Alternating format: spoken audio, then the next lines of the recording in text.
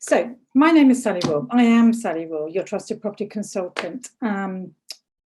Established in 1999. So long in the tooth now in property, which I really love. I call myself a homologist because an ologist is someone who's an expert in a branch of knowledge, and my knowledge is all about the home, hence the word. It's a made-up word, so it's causing some questions, which is great. I have homeowners invite me to their homes to help them to sell it. And my approach is about planning, preparing and presenting.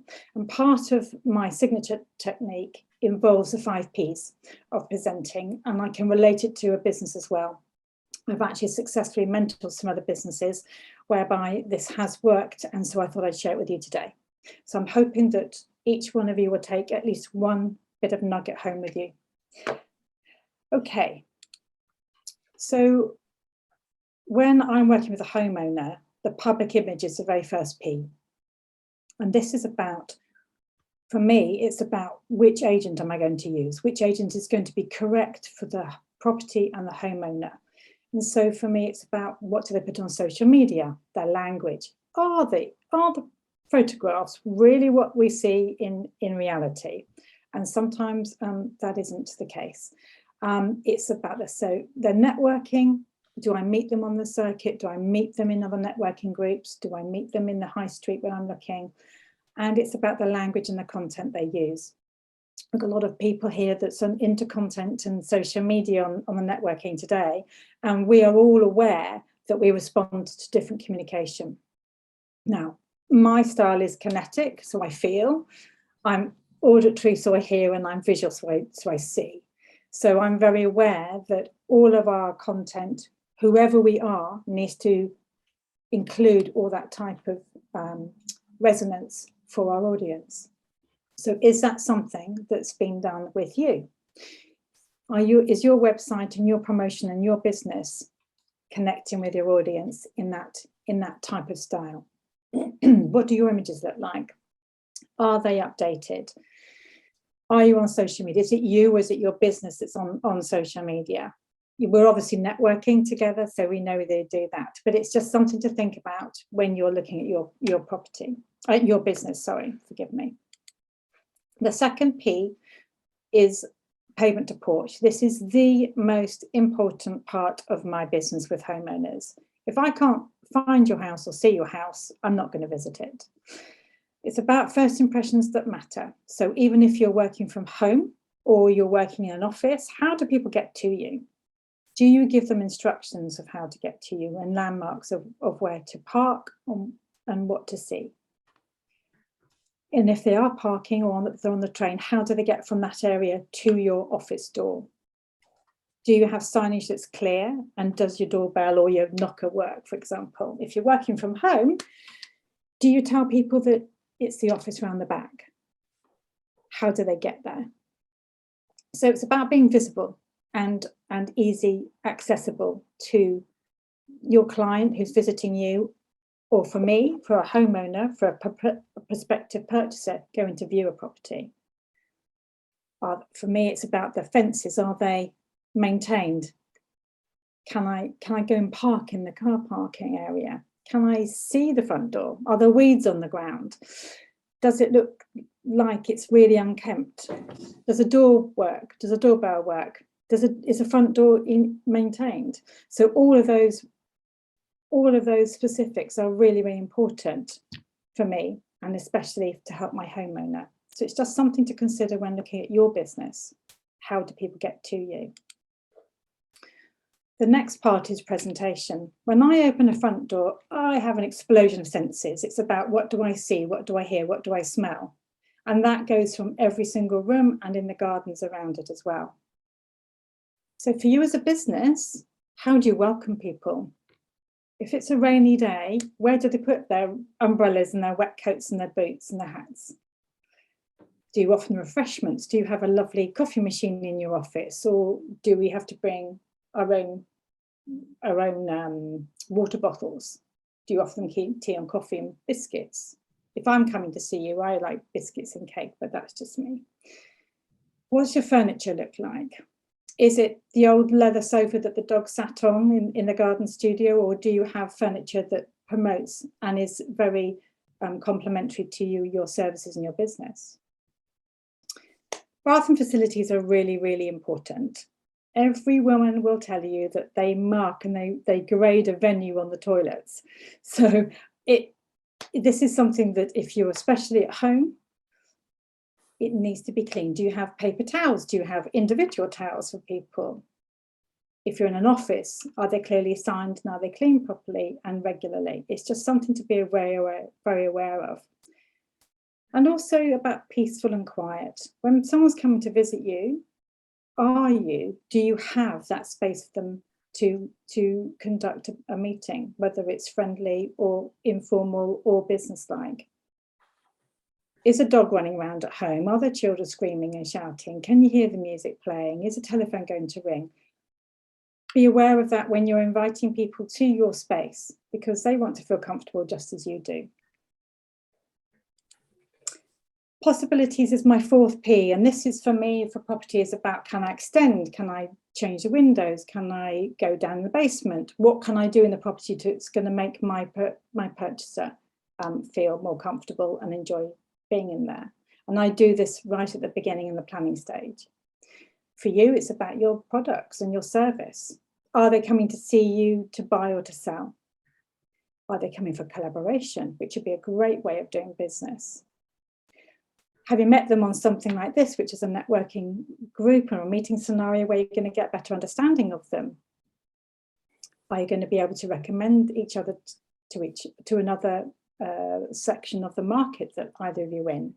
Or are you meeting because it's repeat business? All of these have an impact in how you present your business to them and how you welcome them into your home or office. 5th P is proposal. Now, for me, it's a conversation. If I like your house, I want to buy it, this is how I'm going to present it to you.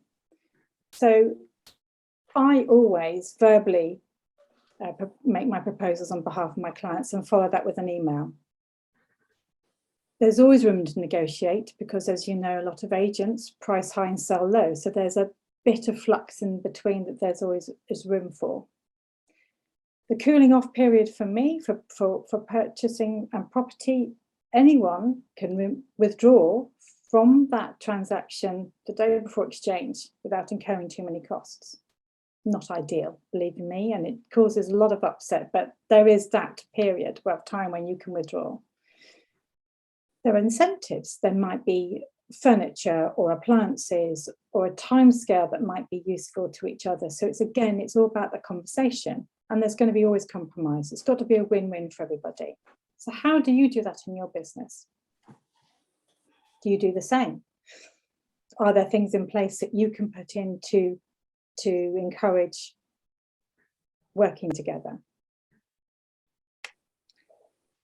Then from there, I would ask you and see how you review. Now, traditionally, property has always been seasonal. March and September, school times, as Siobhan will know, and literally, people used to want to get in at the beginning of by March or sell at March and then September because the gardens are looking good as well. I can tell you since COVID hit, back in March 2020, everybody moves every day of the year for different reasons. So it's not even annually anymore. So do you check with your business? How do you do that? Do you react to the market forces, or is it that's about you? Do you look at your branding and your products and services when you increase prices? Hands up, I am very guilty of not doing anything with prices for 21 years, and I only increased my prices in 2020. And I've been in business since 1999. So very guilty of that. So do you look at your business when you're rebranding, or is it on an ad hoc basis? It may be something that you might want to revisit when you're looking at your business. This is all my contact points that are here. If you should want to know anything further, or you have people that you know that are thinking of moving or have been on the market for 5 weeks or more that need some help. be very grateful for any introduction. And if there's any questions here that you'd like to ask, I'm here to share with you. Thanks, Sally. Very quick through. Yeah, fantastic, great. Do we have any questions? Any questions for Sally? Not a question, but a comment. When Sally said about, I mean, I laughed because when she talked about judging a place on the toilets, I will always, when I go to a restaurant, go to the toilet first, check out the state of the loos, and that will make my decision about what I'm going to eat, because I'm going to eat something very, very hot to kill any bugs if I think the toilets aren't clean. So I thought that was fascinating. So true. I'm going to have a quick check on my loo before I finish the session today. Yeah, it is true. And I also do this for hotels and pubs as well. I do the cloakroom check because, you know, you've got to grade a toilet to know whether the venue's going to be nice, okay? Very true, very true. Any other questions from anyone? Oh, David, do you want to go with your question? Yeah, Sally, we've spoken before, so I'm fascinated by what you do. Other than people withdrawing on a whim, what's the biggest reason for purchases and sales not going through? In the last couple of years, and more specifically because of the situation we have with the supply and demand curve the wrong way, David, it's been more of the hasn't come up to value, because there have been precedents in people paying a lot of money for property recently. Right. And so the surveyors don't have the comparisons from previous years. So a lot of it has been falling down on condition and survey and not getting to the mortgages. The mortgage companies have also been more stringent as well, which is a good thing, don't get me wrong, but it has had an effect on fall-throughs. And do you think that's then going to feed through into people being a bit more realistic on their asking prices? Because in certain properties, well, certainly rural and coastal properties seem to have gone bananas. Yeah. For the last few years, for the last couple of years, for obvious reasons. Do you see that as something that will undergo a correction? I think it will, and I think it will take some time. And I've been saying this for some years now, that I think that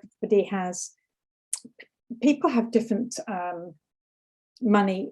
They have money in different places, and so if you've been able to save and not spend it, there'll be a time when you will be able to use that. But I think people are going to come against and up against the economics of, unfortunately, not a great time at the moment, and that will have a massive impact on who will be selling.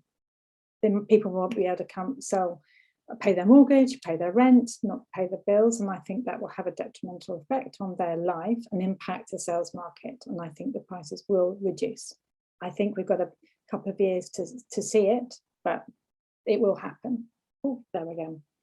Thank you. Scary times ahead. Any more questions? Was there a question from Fearless in the Kitchen? I don't know, you had your hand up. There's a question, yeah? Hi, sorry, I came late, Sally. I do apologise. No problem. Thank you for joining us, Jen. I was just wondering how post-COVID affects the way people approach viewing houses, issues about, or if they're coming into your home for a business meeting, in terms of the things you mentioned. Are people just ignoring that to some degree, or do they still put protocols in place? Still got protocols in place. Every single agent will have a protocol, and so do I. And there's a whole list of things that we've got to do and not allowed to do. And when I'm confirming an appointment, I will always tell them that since COVID was identified in March 2020, I've not had any symptoms. I've had all 3 vaccinations. I sanitize my hands when I come out of my car. I wear a mask. I look better with a mask as well, Jen, I have to tell you. I wear a mask in the house. I won't touch any cupboard doors. I'll always ask the agent or the homeowner to do that. But I will remove my footwear if they've bothered to vacuum the flooring, because I can't tell you how many socks I go through with dirty floors. And now because everyone's putting stringent methods in place, I also have my own. The agents are very hot on it. and a lot of homeowners, if I'm viewing, will actually step out of the house now if they're there, and so it's still very prevalent, which I'm very glad to see, I have to say. Okay, Dave, over to you. So with that in mind, the protocols, when you put your property on the market, I see some agents like to do group viewings. Yeah. Personally, I prefer going around viewing a house without potentially the competition being with me. Yeah. But is that something, going back to the protocol, that's not as common now, or what is the situation? What's the pros and cons of both? So I'm a big fan of an open house or an open hour, as I've conducted in the past, and because I think it's quite useful for the competition to see who else is there. It does encourage offers and interest. However, in these times, they are timed, so you'll get a 10-minute or 15-minute slots depending on the size of the house to go around and view, and literally it's one in, one out, and generally, if the agent is good enough, they'll come in the front door and they'll leave in the rear door, and then they'll come around the side of the house, so that there is very little Opportunity to presence. contaminate. Thank you very much. Lost my words there. But yes, it is. I'm a great fan of open houses, but I know that some people aren't, like you. Perfect. Do we have any more questions? Any more questions for Sally?